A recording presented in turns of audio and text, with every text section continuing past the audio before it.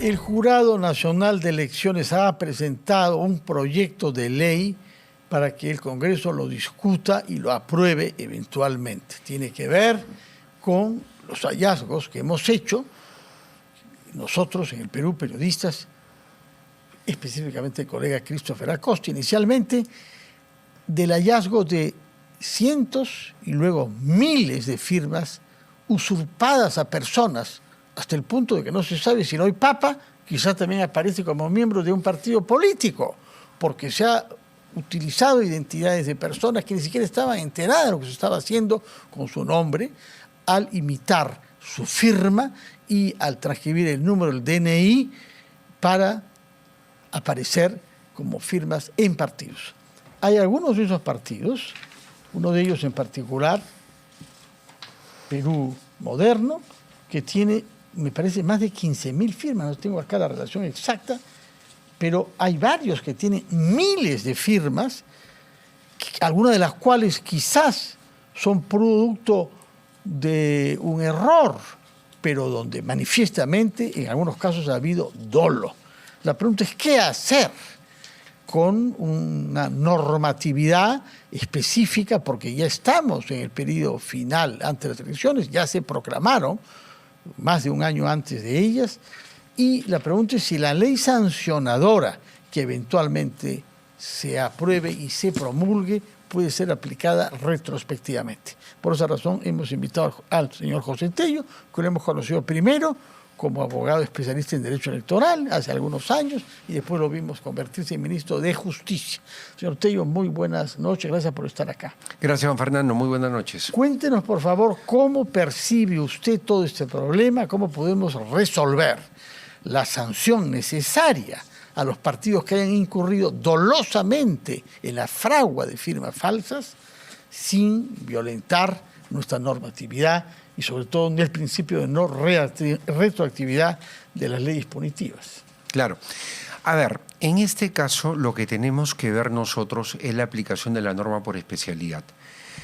A mi entender se debería cambiar el marco normativo en materia penal, básicamente, porque es algo que lo podemos hacer y hay un antecedente, como por ejemplo lo que ocurrió cuando se convocaron a las elecciones del Congreso Complementario en el año 2019, luego de la disolución del Parlamento, que había sido electo en el año 2016.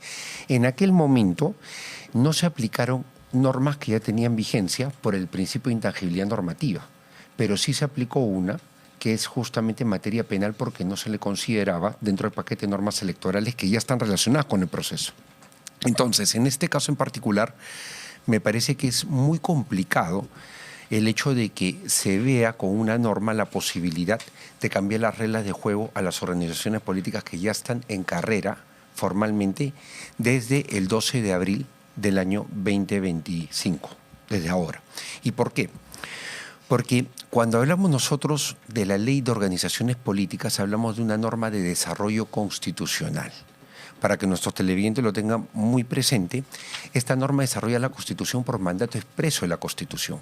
El artículo 35 dice que el derecho, en este caso de asociación política, se va a desarrollar, nuestra participación política, con una ley. Y esa ley es la ley que nació como ley de partidos en el año 2003 y ahora es la ley de organizaciones políticas. En el artículo 4 dice que participarán en las elecciones aquellos partidos que tengan inscripción vigente en la fecha límite de la convocatoria de elecciones. Eso venció recientemente el 12 de abril. De acuerdo, pero sobreentendido de que sea inscrito de una manera correcta y que hayan satisfecho las exigencias de un mínimo de firmas, un poco más de 25.000, y un mínimo también de comités partidarios. Comités existentes. Existentes, realmente, sí. Ahora, el gran problema acá es si vamos a aplicar una norma que sanciona con efecto retroactivo. En nuestro ordenamiento jurídico eso no está previsto. Porque en materia penal, por ejemplo, que es la norma por excelencia que restringe derechos, que sanciona, ya es la norma punitiva, ahí, por ejemplo, se ve la retroactividad benigna. Pero en este caso es todo lo contrario. Entonces hay un tema de principios acá que se están cambiando Y además también se está afectando la intangibilidad normativa. ¿Por qué? Porque estamos nosotros con una ley posterior a la fecha límite, donde ya estamos en intangibilidad, cambiando reglas de juego de proceso de elecciones generales 20, o sea, de elecciones ¿Pero qué generales se puede 2026. hacer entonces? Porque yo entiendo que hay que respetar principios de base de nuestra normatividad y nuestra institucionalidad, pero no se puede dejar pasar Pero, a quienes hayan cometido esto con dolo. Correcto. Digo, dirigentes que con conciencia han pagado a alguien para traficar firmas. Correcto, pero tenemos 29 organizaciones políticas sobre las que sí puede aplicarse, Sí. dado que estas participarían para las elecciones regionales y municipales 2026. Sí. Y el plazo nos arroja hasta el 9 de enero aproximadamente, que sería la convocatoria de elecciones. Ahí recién, o sea, Ya, eso para las elecciones de octubre del próximo año, Claro. pero las de abril. no, a de abril ya están ahorita en carrera por la aplicación del artículo 4 y por la intangibilidad normativa. Intangibilidad normativa. Claro. Ahora, que dice ahora, claramente... frente a este principio, yo veo ahora, ya tengo acá la relación de las firmas, tal y como las tenemos ahora, esto puede aumentar. Aumentar. Porque puede aumentar porque se puede hacer una revisión, ¿no? Perú Moderno, que el partido en el que estuvo el señor Carlos Añaños, y no sé si me parece recordar bien que ahí está Carlos Anderson, ahora más de 16.000 firmas. Claro. 16.000. El PRI, Partido Regionalista de Integración Nacional, 13.000 firmas y pico. Demócrata Verde, 7.200 firmas. Primero la gente, 5.400 firmas. Voces del Pueblo, 4.000. Fe en el Perú, 3.000. Ahora Nación, 2.300. Ciudadanos por el Perú, 2.100. Integridad Democrática, 2.100. Es decir, esto es una realidad dura y verdaderamente chocante, ¿no? Chocante, pero vamos al punto. Usted ha dado ahorita en algo que nos abre otro frente. A ver, primero no están hablando de un porcentaje en la norma, o sea, no de porcentaje de firmas que tengan este problema. Segundo, acá lo que tenemos que ver es que hay partidos que requirieron de firmas para su inscripción, que son los partidos recientes, pero hay otros que actualizan su padrón y son partidos que tienen décadas, Sí, donde también pueden haber firmas falsas. pero no se ha hallado ninguna que yo sepa, ni en los dos partidos más antiguos. Bueno, que yo hay- sepa, Acción hay- Popular y el APRA. Eso Cero es- firmas es lo que he pero- visto hasta el momento. Pero pueden venir ese tipo de problemas. Porque hay que ver ahora el promedio de más o menos 500 a 600 pedidos diarios de afiliaciones indebidas que se están presentando ante el jurado, que es una cifra abrumadora. Entonces nosotros tenemos Bueno, ahí... 500 diarios quiere decir que eso es 15.000 por Digamos, mes. digamos. Y hay un solo partido que tiene más de 15.000. Pero veamos a qué partidos pertenecen, porque los supuestos en los cuales se puede incurrir en este delito, porque es un delito, don Fernando, es básicamente cuando yo actualizo mi padrón siendo un partido ya con una inscripción vigente, y otro supuesto es cuando estoy creando un partido político. Sí. Entonces, siendo rigurosos, la norma nos puede abrir la caja de Pandora en el buen sentido de la palabra, porque podría sancionar a partidos que puedan tener firmas falsas en el proceso de actualización de su padrón electoral, con lo cual los afectados, los partidos afectados podrían ser un número muy amplio. Por eso, a mi entender, por la seguridad jurídica del proceso, debería mantenerse estos 43 partidos, pero eso sí, en la vía penal sancionar a los responsables. Y como en algún momento lo he podido manifestar, hasta con inhabilitación política, para poder, o sea, a conformar los partidos más adelante. individuos y no a los partidos. Claro, porque además también la norma lo que está preveyendo en este caso es una sanción hacia las personas jurídicas en el caso de la falsedad. Porque acá hay falsedad de dos tipos, artículo 427 y 428 del Código Penal. Es bueno que lo sepan siempre. ¿Cuáles son esos dos tipos de falsedad? El primero, documento falso en trámite administrativo, porque acá hay un documento falso, con una firma falsa y con datos, o sea, que han recogido una persona pero contra su voluntad, que ni siquiera sabía. ¿Y qué los- pena puede corresponder a ese delito? Pero vamos por partes. Y lo segundo, nosotros tenemos la falsedad ideológica, que es la falsedad en el trámite propiamente de, o sea, que se está haciendo, en este caso, ante autoridad. Claro, penas que van entre 2 y 6 años en promedio ahí. Pero nosotros lo que tenemos que ver acá es la inhabilitación política de los responsables, que se les inhabilite por 5 o 10 años, dependiendo del grado de participación. ¿Quiénes son los responsables eventuales, supuesto que hubiese dolo en la recolección de estas firmas y en la presentación de estas firmas fraguadas o adulteradas ante la autoridad electoral, ¿quiénes tienen dolo? Todo recae normalmente, o sea, siempre los reflectores, porque esto se tiene que terminar en un proceso penal. Claro, Ministerio Público, pero normalmente siempre el personero del partido y quien hace también de secretario de organización o quien conserva en todo caso el padrón y también la ficha de afiliación. Claro, normalmente son ellos los responsables. Por lo menos el personero y eventualmente otros dirigentes del partido que tienen autoridad sobre él. Por eso que es muy importante que en el planteamiento que hacen ante el Ministerio Público se dice contra los que resultan responsables, sí, en este caso. Pero eso lo determina la investigación fiscal, la pesquisa. Ahora, ¿cómo es posible que no haya habido todavía, y esto ya tenemos varias semanas con el tema, ningún hallazgo sobre empresas que fabriquen firmas falsas, como vimos que sucedió durante los años 90? Ahí sí se halló una fábrica de firmas falsas. Y también después, con Toledo, me parece, ¿no? Pero yo creo que eso todavía está en materia de investigación. Porque, ¿hasta ahora?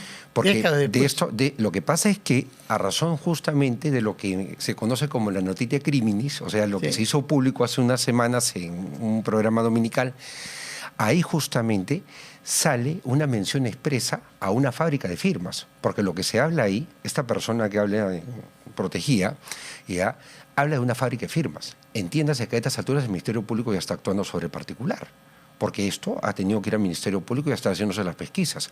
Ahí sí habría evidencia de una fábrica de firmas. Y en ese caso, recae una responsabilidad penal sobre el personero del partido y eventualmente algún jefe más altamente ubicado que le haya dado órdenes o que haya sido cómplice. Claro. Es más, en el reportaje se hace mención de 2 personas, dejémoslo ahí. Eso es parte de la investigación, porque lo menciona con nombre y apellido. En los casos anteriores, el famoso caso de señor Medelius de los años 90, ¿se acuerda usted? Él estuvo preso. Claro.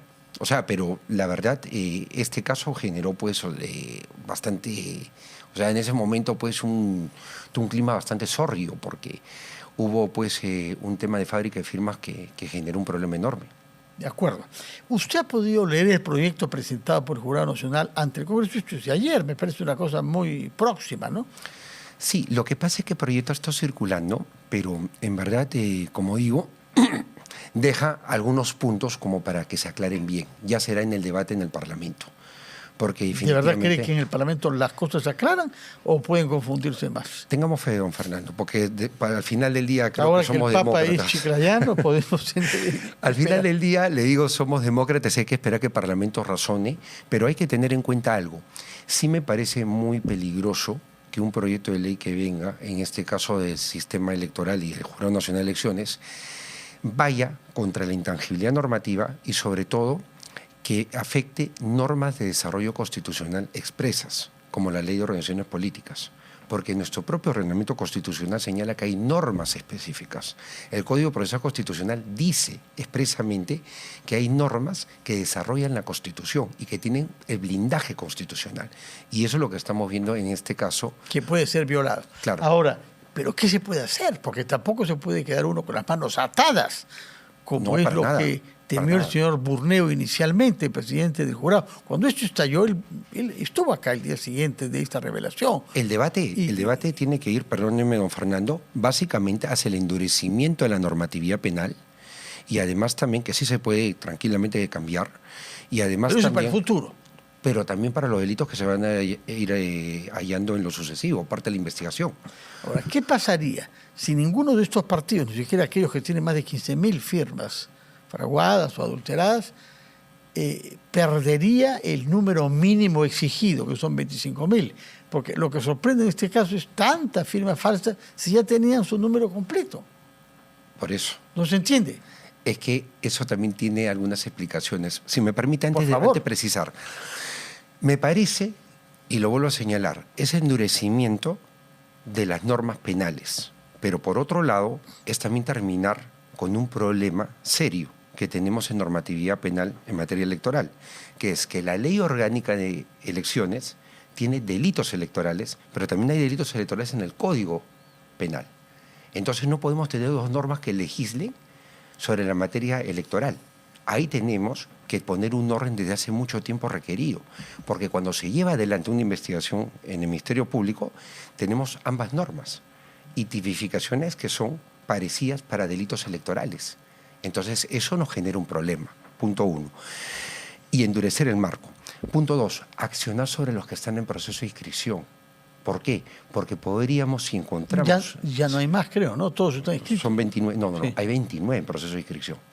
Pero yo pensé que ya estaban No. culminados. 29 en proceso de inscripción. Además de los 43. Además de los 43. Inscripción para las elecciones Claro, regionales y regional. municipales. Ahí hay que accionar. Ya, bueno, sí, pero sí, por muy importantes que sean, acá la prioridad absoluta es evitar que podamos elegir a un presidente de la República o a congresistas que no han debido estar nunca como candidatos porque han fraguado firmas. Ese es el riesgo que Los enfrentamos. 43 que están. Sí, Correcto. de los 43 que están. Pero también... Lo otro lo veremos, tenemos tiempo para, digamos, modificar la ley respecto de ello. No, pero se tendría que modificar ahora. Sí. Aprovechar para justamente... Un año antes, ¿no? Claro, porque la norma que está propuesta, y esto va a tener que ser cambiado obviamente en el Congreso, esta norma tiene que justamente apuntar hacia ellos que sí están, digamos, en el plazo para poder intervenirlos. En lo que se refiere a los 43 partidos, también hay que seguir y determinar responsabilidades penales, pero la continuidad del proceso electoral no puede cambiarse. O sea, eso es el... O sea, ese es el lo tema. que dice usted que ya no se puede desinscribir a ningún partido, por mucho que haya presentado deliberada y dolosamente. Pero sí podemos ir contra los responsables. Pero eso significaría que los candidatos se mantienen. Se mantendrían las organizaciones políticas, pero sí accionaríamos contra los responsables. ¿Y qué Me refiero a pasa los si- 43 que ya están en carrera Sí. desde que el 12 de abril, Sí, o sea, de la fecha de límite. que se convocó, Sí, claro. de la fecha límite un año antes. Pero, ¿qué pasa si los dirigentes políticos son responsables, no solamente el personero, sino el presidente del partido, el secretario general, etcétera, que han conseguido el dinero y que han ellos pagado a quienes han podido hacer esto? Responden penalmente. Tienen que Pero responder sí en penalmente. carrera. El partido.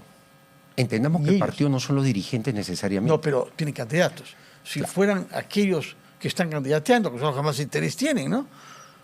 Pero usted sabe que hay distintos mecanismos, hasta la prisión preventiva, dependiendo cómo se desarrolla la investigación en este caso. O sea, Por lo menos veo que nos abre posibilidades severas de acción hay de posibilidades contra pero la quienes hayan actuado contra la fe pública. Ahora, el otro tema que se ha discutido es el partido de Antauro. El partido de Antauro fue proscrito por conducta antidemocrática. ¿No se puede aplicar ese mismo principio acá? ¿No hay acá una conducta antidemocrática de quien ha hecho esto? Lo que pasa, claro, lo que pasa es que en este caso es la interpretación de conducta antidemocrática que tiene que hacer la Corte Suprema, que es quien ve a pedido del fiscal en este caso... el ¿Pero lo fiscal puede de la hacer Nación. todavía o ya no lo puede en este momento Sí, de se va a la intangibilidad? declaratoria de ilegalidad. La declaratoria de ilegalidad de un partido político la activa el defensor del pueblo o el fiscal de la Nación. Y eso va... Y no el jurado. No, y eso va en la vía judicial. Y es la Suprema, la Corte Suprema que se pronuncia. Si la Corte Suprema determina, por ejemplo, que este tipo de conducta es antidemocrática y declara la ilegalidad de partidos existentes, ese es otro tema. ¿Puede desinscribirse el partido Por que se ha supuesto, sancionado? porque las órdenes judiciales se acatan. Entonces nos ha dejado una puerta abierta felizmente, porque yo temía que todo estuviese demasiado cerrado para que se evite que entre los candidatos por los que tenemos que votar en abril, del próximo en abril y junio, hayan personas que no calificaban para estar ahí manifiestamente por haber fraguado firmas. Señor José Tello, nos volveremos a ver, porque veremos el debate en el Congreso, Sí. que usted veo que lo aborda con optimismo, en el sentido de que ojalá que se clarifiquen y que no se haga una ley que vaya a ser luego anulada por el Tribunal Constitucional. Muchas gracias por Muchas estar acá gracias. y muy buenas noches. Vamos a hacer una pausa, después de la cual conversaremos con un eminente académico alemán especializado en temas de seguridad internacional, porque es profesor de la Universidad de las Fuerzas Armadas de Alemania en Múnich. Y con las guerras que tenemos, la última es naturalmente estas fricciones graves entre la India y Pakistán. Vamos a escucharlo con mucha atención al señor Carlos Massala. Carlos Massala, profesor de la Universidad de las Fuerzas Armadas de Alemania.